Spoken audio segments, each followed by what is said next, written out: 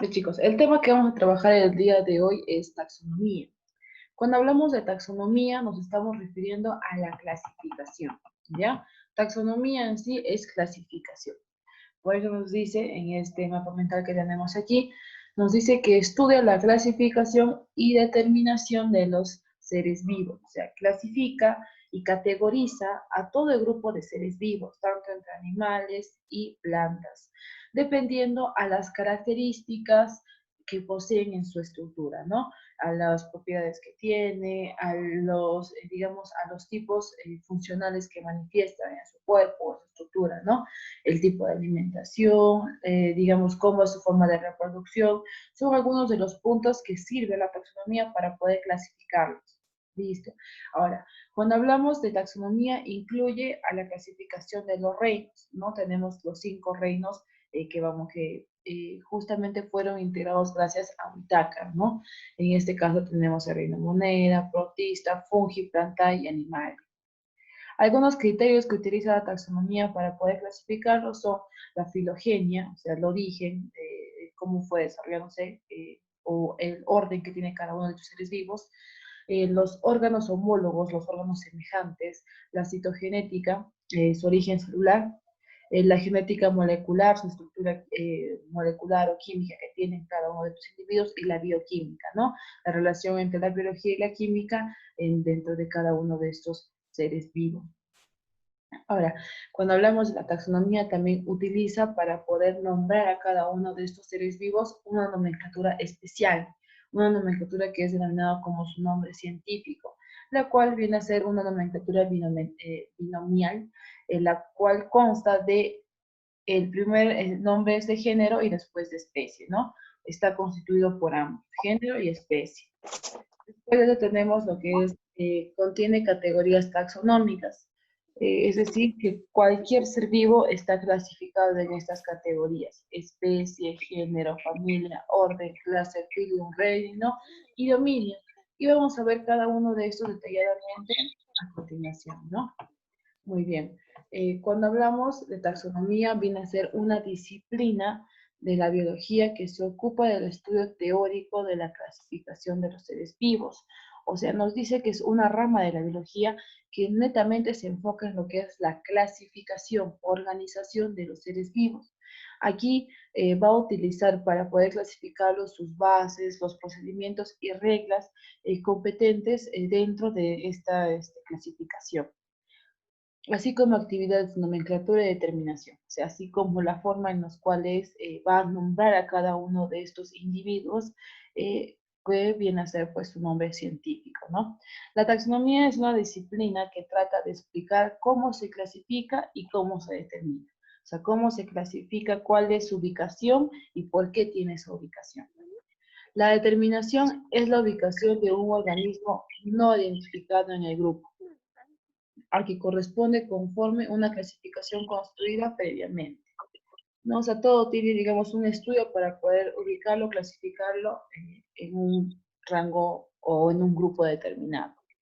La clasificación es el agrupamiento de los organismos, tanto en clases, sobre las relaciones que tiene o características que posee en común con otros, ¿no? O sea, si nos vamos a clasificar en un grupo, tienen que tener obviamente características semejantes, pertenecientes a ese grupo, para que se le pueda integrar a ese, ¿ya? La taxonomía ha sido definida como una forma de organizar la información biológica con arreglo a diferentes métodos, ¿no? Muy bien. Ahora vamos a ver los criterios de clasificación, ¿ya? Tenemos aquí, un ratito, por favor.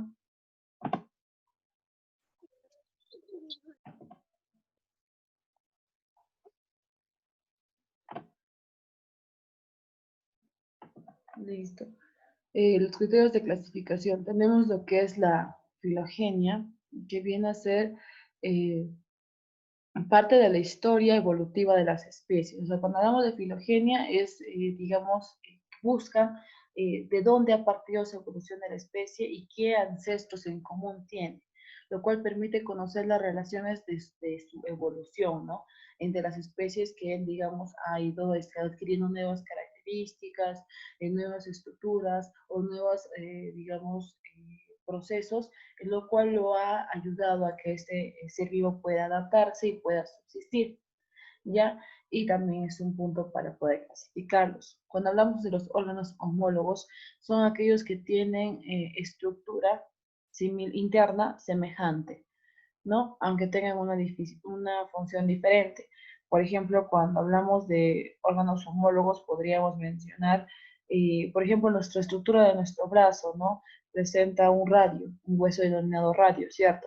Ahora, si vemos la estructura de, digamos, una pata de un perro, la pata delantal de un perro, también presenta este huesito que es conocido como radio. Entonces vemos que tanto yo como ser humano y tanto un perrito que viene a ser un canino, presentamos estructuras homólogas, semejantes, que vienen a ser en este caso el hueso radio, pero cumplen funciones diferentes. A de mí, por ejemplo, mi mano es una estructura funcional que puede realizar trazos finos, podemos escribir, agarrar cosas, ¿cierto? Muy bien, pero un canino no. A un canino le sirve simplemente ¿para qué? Para poder caminar. Entonces vemos que son estructuras semejantes, pero con una función diferente. Pero al final de todo es un órgano homólogo, ¿ya? Y así hay otras estructuras también que asemejamos con otros individuos. Cuando hablamos de esa citogenia, viene a ser el estudio del cariótipo. Viene a ser la forma y número de cromosomas semejantes que se tiene en las diferentes especies o clasificación de individuos. Cuando hablamos de la genética molecular, es el estudio directamente del ADN, ¿no? De la información genética, usando la técnica de la hibridación del ADN que permite diferenciar entre los genes de una especie y otra. O sea, permite ver todo lo que es la secuencia genética y ver en qué puntos se asemejan y en qué puntos se diferencian, lo cual también permite, digamos, a ver semejanzas y también a poder ver pues lo que es diferencias, ¿no? Acá, por ejemplo, podemos ver a la cigüeña, al pelícano y al cóndor, que son aves y tienen características capaz semejantes, pero que en su genética molecular hay diferencias y por lo tanto se clasifican en diferentes grupos, ¿no? Puede ser por el pico, por la estructura de sus alas, por el tipo de alimentación, ¿ya? Los estudios de la evolución de ADN han demostrado que los cóndores están emparentados con las cigüeñas y los pelícanos, ¿ven? Como les mencioné. Aquí estos tres genéticamente están relacionados, o sea, tienen genes en común. Pero, ¿qué pasa? Tienen estructuras físicas diferentes. Por ejemplo, si nosotros vemos solamente esta imagen, podemos ver una diferencia muy clara en lo que es el pico. El cóndor es un poquito más anchito, el del pelícano y la cigüeña son un poquito más largos y puntiagudos, ¿cierto? Entonces, todas estas características son puntos de clasificación o de diferenciación entre esas especies, ¿ya? Muy bien, ahí tenemos lo que es la bioquímica, que es el estudio de las moléculas de los organismos. Es decir, que va a estudiar a los componentes biológicos y que se encuentran dentro de los individuos, como puede ser comparación de las proteínas, como la hemoglobina, el tipo de sangre, los citocromos o las albuminas, ¿no? O sea, que son componentes, digamos, componentes químicos que conforman a quién, a los seres vivos, ¿no? Y que, digamos, organismos presentan estos componentes de forma semejante o diferente, ¿no? Entonces eso también me hace un punto donde les va a apoyar a diferenciar a los seres vivos. Cuando hablamos ya de todo, digamos, la clasificación que se dio a este gigante grupo, ¿no? De los seres vivos, vamos a tener aquí la clasificación en reinos, que es lo que más se trabaja y lo que más se conoce hoy en día. Esto fue gracias a quién? A Whitaker, que dio esta clasificación. Dio la clasificación de 5 reinos. Uno que es Monera, otro que es el protista, luego viene el fungi, después el plantae y animal. Cuando hablamos del primer reino del Monere, vamos a encontrar aquí las bacterias y las xenofitas. En el segundo vamos a encontrar los protozoarios y las algas. Por tercero vamos a encontrar las levaduras y trufas o mohos. Y por cuarto vamos a encontrar las biofitas o traqueofitas. Y en animales vamos a ver a los invertebrados y vertebrados, ¿sí? Esto podemos ver que es la clasificación de los 5 reinos de Whittaker que se basó en el tipo de estructura celular, el número de células y el tipo de nutrición. Ya para poder clasificar en estos 5 reinos, se tuvo en cuenta esos 3 puntos principales. Listo, entonces cada uno de estos reinos también lo vamos a trabajar, cada uno de estos reinos también lo vamos a trabajar a continuación en las siguientes clases. Chicos.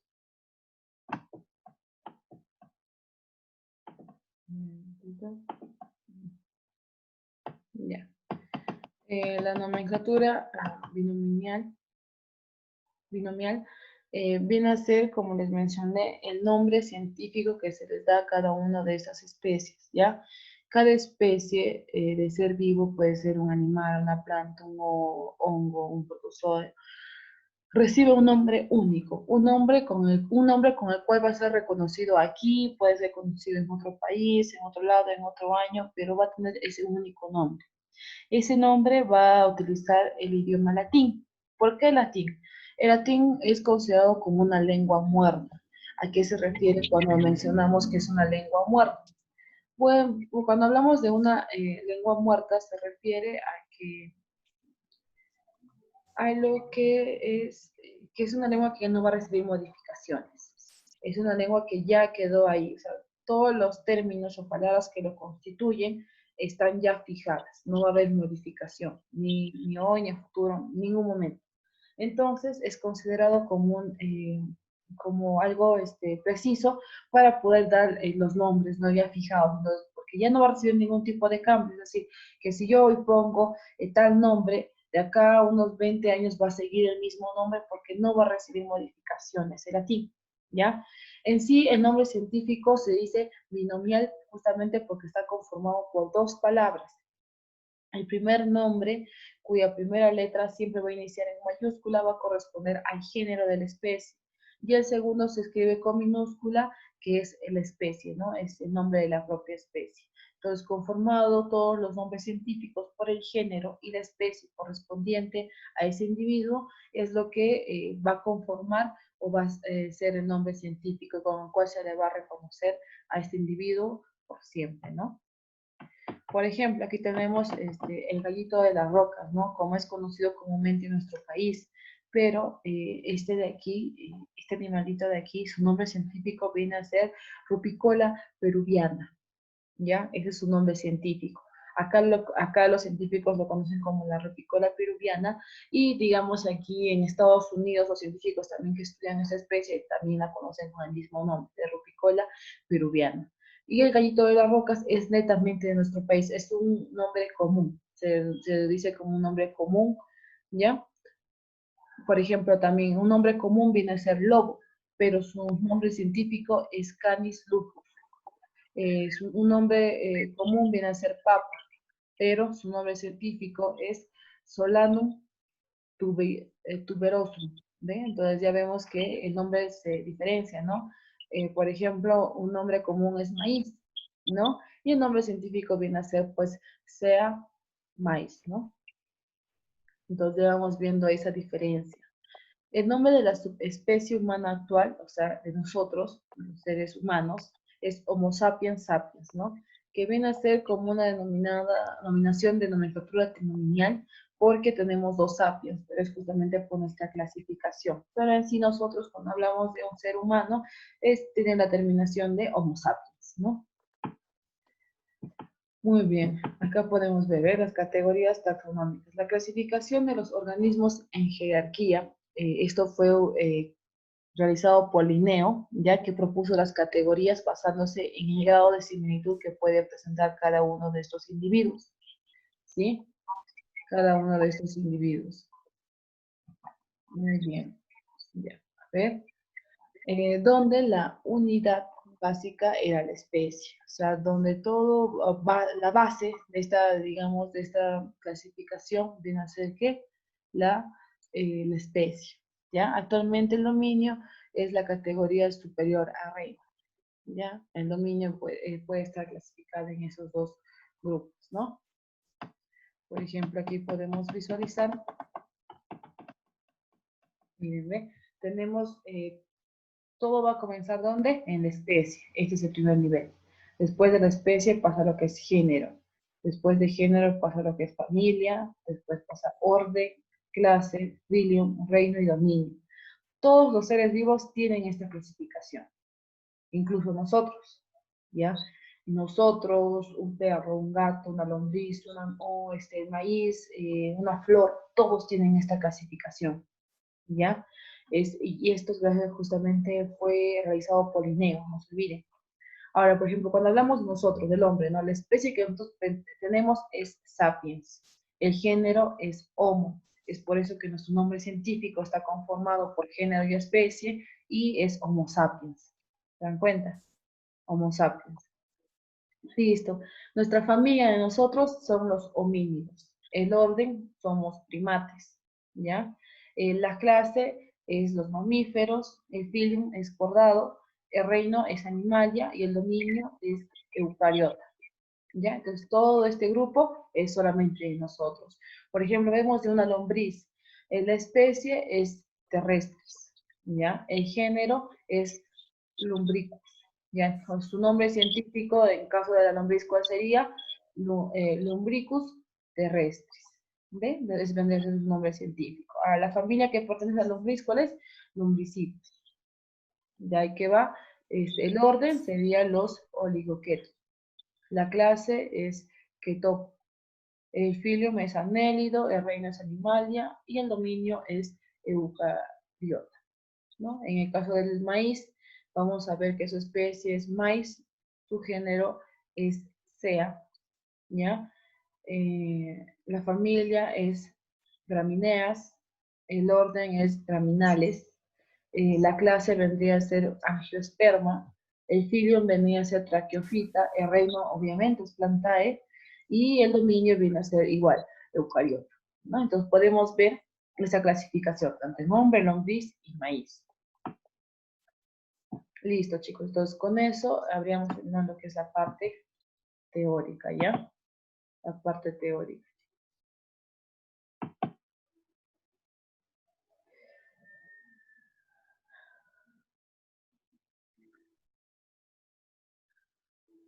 Ya, chicos, a ver.